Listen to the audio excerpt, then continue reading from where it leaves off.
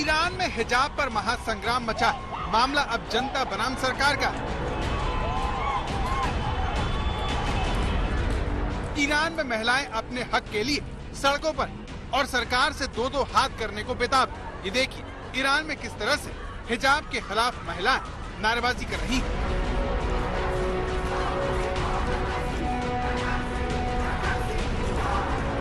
जिस हिजाब ने महसा अमीनी की जान ली, उस हिजाब के खिलाफ ईरान की महिलाओं ने हल्ला बोल दिया।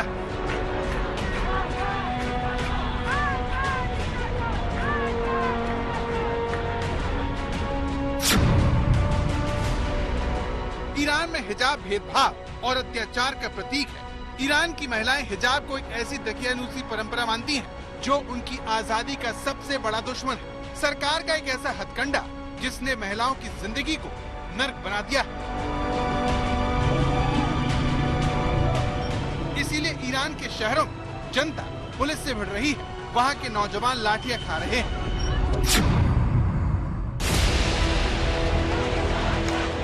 ईरान में हिजाब के विरोध ने वहाँ की सरकार के हाथ पांव फुला दिए हैं और इसे दबाने के लिए सरकार दमन पर उतर आई है, जिसकी चपेट एक छोटी बच्ची भी आ गई। ये बच्ची महसा अमीनी की हत्या के विरोध में हो रहे प्रदर्शन में हिस्सा ले रही थी। इसी दौरान पुलिस की गोलीबारी में वो घायल हो गई। उसके सिर पर गोली लगी, जिसके बाद उसे लोगों ने गोद में उठाकर अस्पताल पहुंचाया। ईरान की सरकार हिजाब को लेकर उठे इस विरोध को हर कीमत पर दबाने में लगी है, चाहे इसके लिए उसे छोटी बच्ची को भी गोली मारनी पड़े। ईरान में 9 साल से ऊपर की बच्ची को हिजाब पहनना जरूरी है।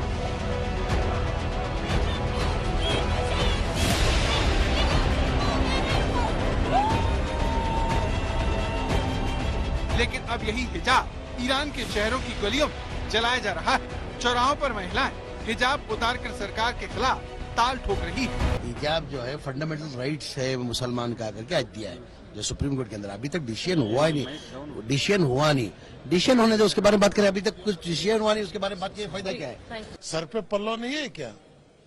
जिस औरत के सर पे पल्लो नहीं है वो औरत को जो है आप कहीं दिखा सकते हो? पूरा नॉर्थ इंडिया तो, राजस्थान तो पूरा हिजाब है, राजपूत में तो पूरा हिजाब है। They are Muslims, they are not Muslims, they are.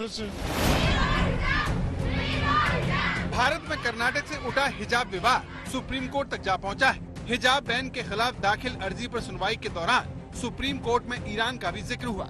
Solicitor general Tushar Mehta ने दलील रखी कि इस्लाम की शुरुआत से हिजाब नहीं था। जब जस्टिस सुधांशु धूलिया ने कहा कि कुछ विद्वानों ने कहा है कि मूल शब्द खिमर था और पर्शियन टेक्स्ट में यह हिजाब हो गया। इस पर एसजी ने कहा कि मैंने कुरान नहीं पढ़ी है, मगर केवल कुरान में जिक्र होने भर से हिजाब इस्लाम की जरूरी परंपरा नहीं बन जाएगा। मेहता ने आगे कहा कि कई संवैधानिक इस्लामिक देशों में महिलाएं हिजाब के खिलाफ लड़ रही हैं। इस पर जस्टिस धूलिया ने पूछा कि कौन से देशों में? एसजी ने जवाब दिया, ईरान। तो ये एक अनिवार्य धार्मिक प्रथा नहीं है। कुरान में जिक्र भर होने से ये जरूरी नहीं हो जाता। इसकी इजाजत हो सकती है या ये आदर्श परंपरा हो सकती है। हिजाब का माना है पल्लो। पल्लो रहना है नहीं रहना है ये फैसला सुप्रीम कोर्ट दे। औरत सर पे पल्लो डाले या ना डाले, सो इसके ऊपर आर्ग्यूमेंट करने से कोई फायदा नहीं है। कर्नाटक में हिजाब मामले से उठा विवाद 8वें दिन के सुप्रीम कोर्ट में सुनवाई बहुत रोचक दलीलों और तथ्यों से भरी रही। जिस तरह से हिंदू धर्म में साड़ी एक धार्मिक प्रतीक है या फिर सामाजिक सौहार्द का या फिर इज्जत का प्रतीक है, वैसे ही एक इज्जत का प्रतीक ये मुस्लिम धर्म में, इस्लाम में हिजाब भी है। और उनका ये कहना था कि जब हिंदू महिला किसी के प्रति सम्मान व्यक्त करना हो तो वो साड़ी का पल्लू सिर पे रखती है, तो वैसे ही सम्मान की जगह पर सम्मान के लिए मुस्लिम महिलाएं, औरतें, छात्राएं अपना सिर ढकने के लिए हिजाब का प्रयोग करती हैं। वहीं इस हिजाब मामले में याचिकाकर्ता के वकील दुष्यंत दवे ने कहा, हमें पसंद हो या ना हो, हिजाब पहनने का अधिकार नहीं छीन सकते। हिजाब को लेकर अदालत में बात जीने के अधिकार से लेकर अभिव्यक्ति की आजादी तक पहुंची, लेकिन ईरान से आने वाली विरोध की तस्वीरों ने हिजाब नई बहस छेड़ दी है। सोशल मीडिया पर लोग सवाल पूछ रहे हैं कि हिजाब और बुर्का महिलाओं की आजादी का प्रतीक आखिर कैसे हो सकता है। कोर्ट और वकीलों के बीच सवाल जवाब में सर्दी का जिक्र भी आया, अनुशासन का भी आया और साथ ही सेक्युलरिज्म का भी। कोर्ट ने सॉलिसिटर जनरल से पूछा कि स्कूल की वर्दी में सर्दी होने पर अगर छात्र किसी मैचिंग कलर का स्कार्फ, मफलर या कैप लगाते हैं तो क्या ये भी वर्दी नियमों का उल्लंघन है? इस पर सॉलिसिटर जनरल ने कहा कि ये तो नहीं है, लेकिन हिजाब पहनने से धार्मिक पहचान उजागर होती है। सेक्युलर शैक्षिक संस्थानों में इसकी कतई इजाजत नहीं दी जा सकती।